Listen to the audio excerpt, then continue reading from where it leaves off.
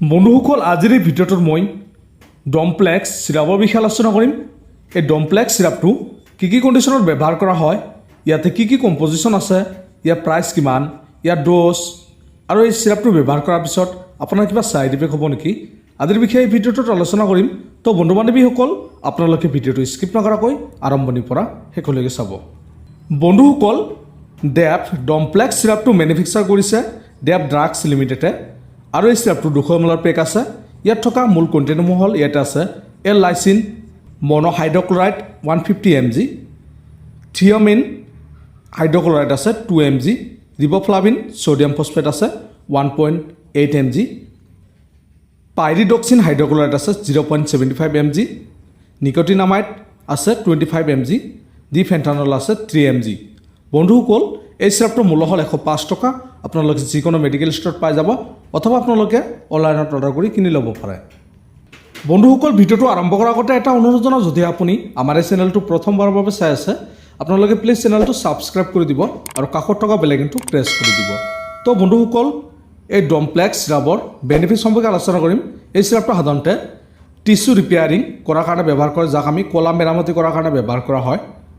যিসকল লোকৰ জিভাৰ ঘাঁ হয় এনেকুৱা কণ্ডিশ্যনতো এই চিৰাপটো ব্যৱহাৰ কৰা হয়। যদি কোনো ব্যক্তিৰ মুখত আলচাৰ হয় এনেকুৱা ক্ষেত্ৰতো এই চিৰাপটো প্ৰিস্ক্ৰাইব কৰা হয়। বন্ধুসকল ইয়াৰ উপৰি শৰীৰৰ অতিৰিক্ত দুৰ্বলতা আদি দূৰ কৰিবলৈ এই চিৰাপটো ব্যৱহাৰ কৰা হয়। বন্ধুসকল ভিটামিন বি কমপ্লেক্স পৰিৱেশত থকা 8টা ভিটামিনৰ প্ৰতিটো স্বাস্থ্য উপকাৰৰ এটা নিজস্ব গোট আছে, যেনেকৈ শৰীৰৰ কোষৰ বৃদ্ধি, বিকাশ আৰু কাৰ্যৰ বাবে ভিটামিন B1 অতি গুৰুত্বপূৰ্ণ। ভিটামিন B2য়ে শৰীৰত আন বি ভিটামিনৰ সৈতে সহযোগিতামূলকভাৱে কাম কৰি খাদ্যৰ শক্তিলৈ ৰূপান্তৰিত কৰাত সহায় কৰে। বন্ধুসকল ভিটামিন B2য়ে ভিটামিন B6ক ব্যৱহাৰযোগ্য ৰূপলৈ ৰূপান্তৰিত কৰে আৰু নিয়াচিন উৎপাদনত সহায় কৰে। ইয়াত থকা ভিটামিন B12য়ে ৰক্তকণিকা গঠনত ভূমিকা পালন কৰে। শৰীৰৰ প্ৰতিটো অংশলৈ অক্সিজেন পৰিবহণ কৰিবলৈ সুস্থ ৰক্তকণিকাৰ প্ৰয়োজন হয়।